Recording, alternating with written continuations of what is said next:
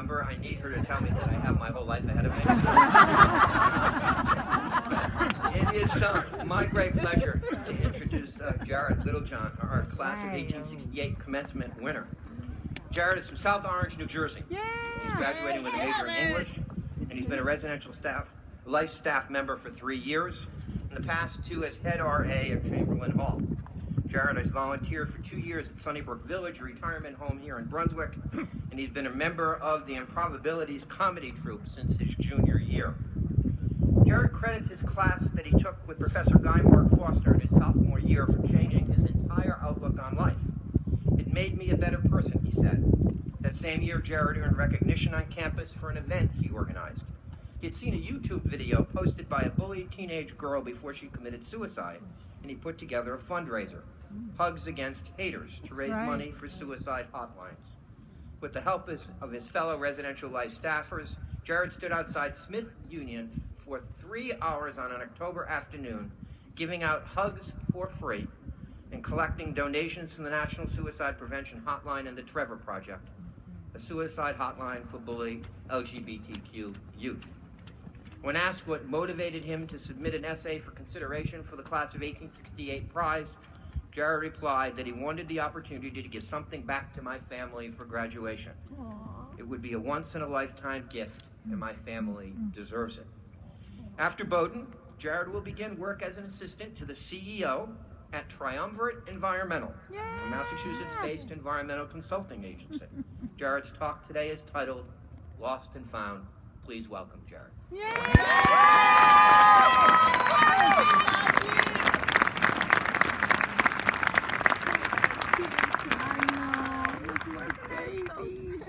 President Mills, members of the college, and guests. Good morning. Good morning. Good morning. Thank you.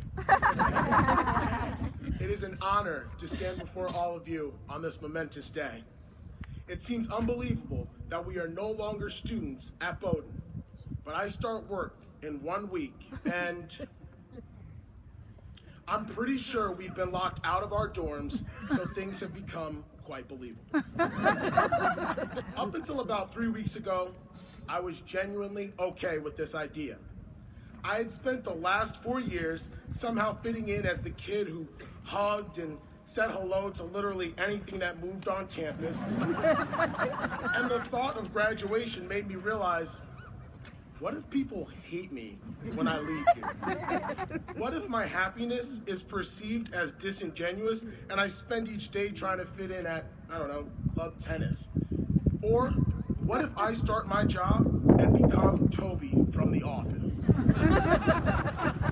I was stressed, but then I did some thinking, and if you've had any of the anxieties I've just shared, hopefully my words will provide you with some peace of mind. In my sociology class here at Bowdoin, we learned about W.E.B. Du Bois' concept of the double consciousness. Du Bois states, "It is a peculiar sensation, this double consciousness, this sense of always looking at oneself through the eyes of others, of measuring one's soul by the tape of a world that looks on in amused contempt and pity. This theory is meant to explain the divide between blacks and whites, but as we leave this Bowdoin bubble, I believe this theory explains something much deeper in all of us. Whether it's family, friends, or love interests, we all see ourselves through the eyes of those around us. As much as some might vehemently deny it, everyone wants to fit in and to be accepted. Therefore, we often value ourselves through the eyes of other people. There is something so scary about being alone and being misunderstood that sometimes a part of you gets lost as you try to fit in. As scary as it may be, we are entering into a world full of people who may be less caring and less understanding of who you are. Beware of changing yourself so that they accept you. Virginia Woolf once said, "The eyes of others, our prisons, their thoughts, our cages." Because more often than not, people are usually looking for ways to put you down in order to feel better. You cannot thrive with the limitations others put on you Because if you allow them to tell you that you cannot or that you are not good enough, you believe it too, leaving you trapped within their criticisms. As we set out to start fresh and grow, know that it is okay if you don't become everyone's friend at work. In the infamous words of Eleanor Moore, my grandmother, or as my cousins and I call her, Mima, Mima. not everyone is going to like you. That's right. If you have to alter who you are to befriend someone, they aren't your real friend. That's right. It's not worth it. It seems to me that the people you want in your lives gravitate towards you. They recognize you. This won't be possible if you change yourself to please everyone. I've begun reminiscing on life in the workforce, causing me to reminisce on my first workplace experience. I was miserable. During the summer of my sophomore year in high school, I began working as an assistant teacher at a summer camp. I gave my signature Littlejohn, "How are you?" and worked my way from there. But after a few minutes, I began to feel judged. A few of my coworkers began peppering me with questions like, "Why are you smiling so much? Why are you so happy? Is there something wrong with you?" And all of a sudden, I began questioning myself. Why was I doing all of these things? It was something I had not noticed before, and all of a sudden I felt like this weird, lost outcast who needed his behavior checked. Even my students ridiculed me for smiling so much. So for the next 3 summers that I worked at this job, I did my best to stifle my laughter, suppress my smiling, and avoid looking happy all the time. I wanted to be accepted and respected, and I wanted everyone to like me. So this was the best way to fit in. So for 3 years, each summer, I lost a part of myself. I usually try not to let my emotions slip too much, but one day I got home from work looking particularly distraught, and as usual, my mom read me like a children's book. I explained that a few of the people on staff were commenting on pictures of me on vacation. No reason in particular, just them wanting to look for ways to belittle me. So of course, my mom sat me down, and after talking with my parents and my grandmother, I was able to walk away with some of the greatest advice possible. Do not let people define who you are as a person. I was spending all of my time at work letting others control my happiness because I wanted to be accepted, and it had to stop. It's simple. I'm a nonconformist when it comes to being happy. I smile a lot, I smile at strangers, and I hug people that I know. Or pretty much everybody given half a chance. This is who I am, and I had to accept that. I encourage all of you to think a bit about who you are and bring that true self with you into your new jobs and new lives.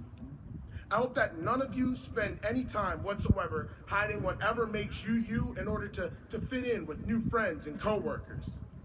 Since 2011, we've spent 4 years at Bowdoin trying to navigate through failures, learn from our mistakes, and figure ourselves out. Why throw all of this progress away? Eleanor Roosevelt once said, "No one can make you feel inferior without your consent." That's right. So as we all make the next steps in our lives, remember that we have the ability to dictate whether people can make us feel inadequate. Bowdoin has allowed us to be whatever we want to be, whoever we are. And that does not have to change once we leave here. The moment that inspired this speech arrived during the last day of that summer program. It was time to say goodbye to my students, and one of them came up to me with her arms wide open as she broke down crying. The student always commented on me being goofy and smiling too much, so I didn't think much of the hug. But as she stepped back, she began to thank me for a wonderful summer. She said she appreciated that I was goofy because she was goofy, and she loved that I always smiled. Since she was graduating from the program, she asked if she could refer to me as her older brother. I was caught off guard. For 6 weeks, I had spent every day trying not to be myself, and I had no clue this student just wanted me to be me. So now, I put myself in the shoes of that student, and I just want all of you to keep being you. I've had the honor of getting to know some of the greatest, most talented people on the planet here at Bowdoin. And there's just no way people outside of this college should miss out on that. There are people in this audience who mean the world to me, and I bet they have no clue how much I value them. There are people who I've never really spent quality time with, but they say hello and make me feel welcome, and I wish I could articulate how much I appreciate that. I wish the people who told me how excited they were that I was speaking knew how their kind words made me feel. Thank you for accepting the overeager, anxious only child who just wanted to fit in here at Bowdoin. You all will leave this campus, and you might not have a single clue who you are impacting, but you are all going to affect a lot of people just because they love you for you. I am one of those people. Look around you. Whether it's friends, family, faculty, staff, or students, at least one person here thinks that just the way you are the greatest thing since sliced bread. Yes. Hold on to that. Do not spend a day trying to conform because it may turn into weeks, then months, then years. Be as weird as you want to. Cry if you want to, dance if you want to, sing if you want to, laugh if you want to, smile if you want to, and frown whenever you please. As my grandma Moore says, if you have to change who you are in order for people to like you, to heck with them. Today is a great opportunity to thank the people who appreciate who we are. To the village of people who traveled to support me today, and the incredible faculty members that have always shown me support. I would be nothing without you. And the biggest thank you to my parents who love their 2-watch wearing son. Thank you. And now, class of 2015, I would like to give you one last hug. Congratulations, everyone. I love you, thank you, and have a beautiful day. Yeah.